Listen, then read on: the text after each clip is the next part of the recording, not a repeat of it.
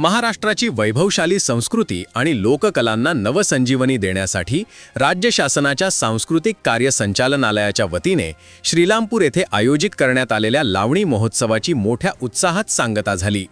20 ते 22 फेब्रुवारी दरम्यान चाललेल्या या 3 दिवसीय महोत्सवात महाराष्ट्राच्या कानाकोपऱ्यातून आलेल्या नामवंत कलाकारांनी आपल्या अदाकारीने रसिकांना मंत्रमुग्ध केले। लुप्त होत चाललेल्या लावणी या लोककलेला जिवंत ठेवणे आणि कलाकारांना हक्काचे व्यासपीठ मिळवून देणे हा या महोत्सवाचा मुख्य उद्देश होता। गेल्या 3 दिवसांपासून श्रीरामपूरचे वातावरण लावणीच्या ठसक्याने आणि ढोलकीच्या तालाने दुमदुमून गेले होते।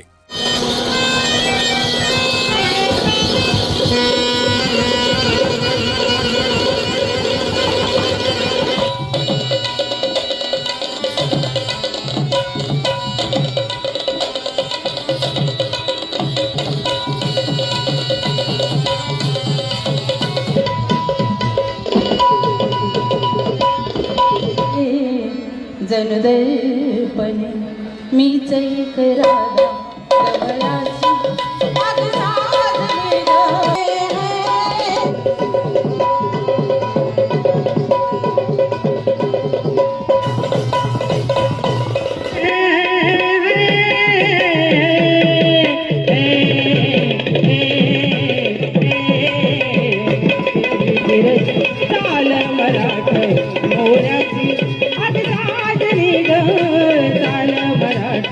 राज्यातील आघाडीच्या लावणी कलावंतांनी या महोत्सवात आपला सहभाग नोंदवून या उपक्रमाची उंची वाढवली। महोत्सवाच्या 3ऱ्या दिवसाचा शुभारंभ भाजपचे डॉक्टर शंकरराव मुठे, बंडू शिंदे, विशाल आंभोरे, सांस्कृतिक कार्य संचालनालयाचे अधिकारी भास्कर पाईकर, समन्वयक दादा साळुंके, ज्येष्ठ लावणी फड चालक बाळासाहेब काळे, ज्येष्ठ लावणी कलाकार यांच्या हस्ते नारळ वाढवून करण्यात आला। यावेळी बोलताना मान्यवरांनी शासनाच्या या स्तुत्य उपक्रमाचे कौतुक केले। पारंपरिक लोककला टिकवण्यासाठी शासन कटिबद्ध असून अशा महोत्सवांमुळे ग्रामीण भागातील कलाकारांना नवी उमेद मिळते असे मत यावेळी व्यक्त करण्यात आले।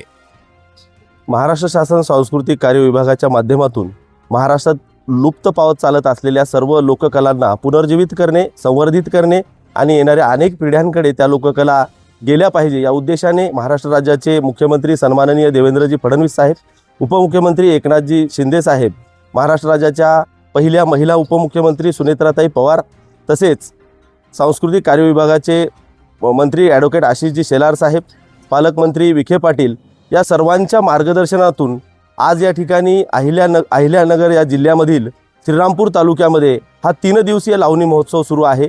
यामध्ये महाराष्ट्रातील सुप्रसिद्ध लावणी सम्राज्ञी यांचे संच मागील 2 दिवसापासून या ठिकाणी सादरीकरण करत आहेत आणि आज त्याचा शेवटचा दिवस या ठिकाणी साजरा करत आहोत।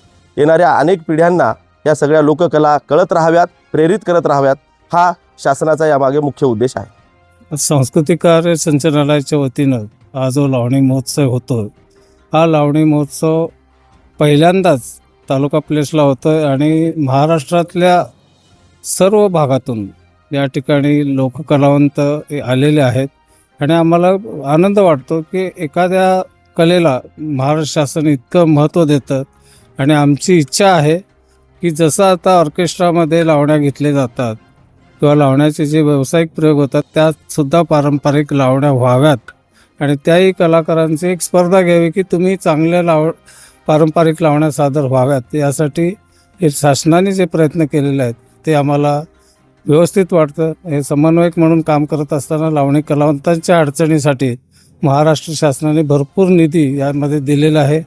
त्यांचंही महाराष्ट्र शासनाच्या या सर्व माननीय देवेंद्र फडणवीस साहेब आणि सर्व त्यांच्या टीमचं आम्ही सर्व कलावंतांच्या वतीने या ठिकाणी आभार मानतो। या महोत्सवामुळे अनेक वर्षांनंतर लावणी कलाकारांना मोठे व्यासपीठ उपलब्ध झाले आहे। शासनाने राबवलेल्या या विशेष उपक्रमाबद्दल कलाकारांनी मनापासून आभार मानले आहेत। नाही, शासनाचा उपक्रम खरोखरच चांगला आहे, कारण लावणी कुठंतरी लुप्त होत चाललेली आहे आणि त्यांच्या माध्यमातून आमच्या लावणी कलाकारांना कुठंतरी शासन व्यासपीठावर आम्हाला लावणी करायला मिळते। ह्याच्यामुळे मी त्यांचे शासनाचा आभार मानते। देवेंद्र फडणवीस यांचं, एकनाथ शिंदेजींचं, सुनित्रा पवार यांचं मी त्यांचा आभार मानते की त्यांनी आम्हाला संधी दिली शासनामार्फत कार्यक्रम करायला। त्यांनी आम्हाला अशीच संधी द्यावी आणि आमची लावणी जिवंत ठेवावी। कलाकार लोक आता आम्ही जुनी म्हणजे जे ही आमची पिढ्यानपिढी चालली वस्तू आहे. ही आमची लावणी ही मरत चालली आहे. याला जीवन द्यायला सरकार द्यायला जीवन. म्हणजे माझ्या म्हणण्याचा साधा सोपा की लावणीला प्रोत्साहन सरकार करायला आलं आहे आणि पब्लिकाने मी आमच्याकडे चांगल्या दृष्टीने बघावं ही माझी इच्छा आहे की आमची लावणी वाईट नाही. लावणी घुंगुरा बसणे आपल्या पाया बसणे ती डोक्यापर्यंत झाकली जाते आहे. याला तुम्ही वाईट नाही तर बघू नका असं माझं म्हणण्याचा विषय आहे. म्हणजे मी काय म्हणतो सरकारने आमच्याकडे बघावं. म्हणजे साधारण कसं आमची मुलं म्हणा किंवा आम्ही म्हणा आता कसं लुप्त होत चाललं ही लावणी जडत चालली आहे. तुम्ही त्याला काहीतरी उजळपणा द्या असं माझी इच्छा आहे. सासरीने आपल्याला संधी दिली आहे ती चांगलंच आहे. खरं तर महाराष्ट्र शासनाचं आम्ही या ठिकाणी आभार व्यक्त करतो की जी आपली पारंपरिक लावणी आहे, आता सध्या कसं डीजेच्या तालावर जी लावणी चालू आहे, तर त्यापेक्षा जी पारंपरिक लावणी महाराष्ट्राची ही संस्कृती आहे आणि ती आपण कशी जपली पाहिजे. आपण म्हणजे सर्व प्रेक्षकांनी, रसिक प्रेक्षकांनी ही खऱ्या अर्थाने जपली पाहिजे.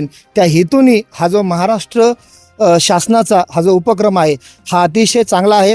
आम्ही या ठिकाणी महाराष्ट्राचे मुख्यमंत्री आणि सर्व त्यांची टीम, त्याचप्रमाणे पालकमंत्री नामदार राधाकृष्ण विखे पाटील साहेब यांचे आम्ही आभार व्यक्त करतो की आपण श्रीरामपूरसारख्या तालुका प्लेसला हा कार्यक्रम दिला. धन्यवाद. उपक्रम मी बाळासाहेब रामचंद्र काळे, माझं रेणुका कला केंद्र आहे चौफुल्याला आणि शासनाचे खूप खूप आभार आहेत. ही उपक्रम जी वाढ त्यांनी चालवला, एक कलावंतांना न्याय दिला, 96ला पॅकेज दिलं, वेळोवेळी संघटनेने मागणी केल्यानंतर मानधनात वाढ केली आणि चांगला उपक्रम आहे. पण आता जी कलाकार जी वर्ग आहे ती थोडा फरफटत गेलेला आहे. मूळ काय की आज आम्ही बऱ्याच वर्षात माझा लावणी महोत्सव बघतोय. खूप आजचा आनंदाचा दिवस आहे माझ्यासाठी. अशा प्रकारच्या आयोजनामुळे महाराष्ट्राचा सांस्कृतिक वारसा पुढील पिढीपर्यंत पोहोचण्यास मोठी मदत होणार आहे. याविषयी एस न्यूज मराठी वाहिनीने घेतलेला ब्युरो रिपोर्ट.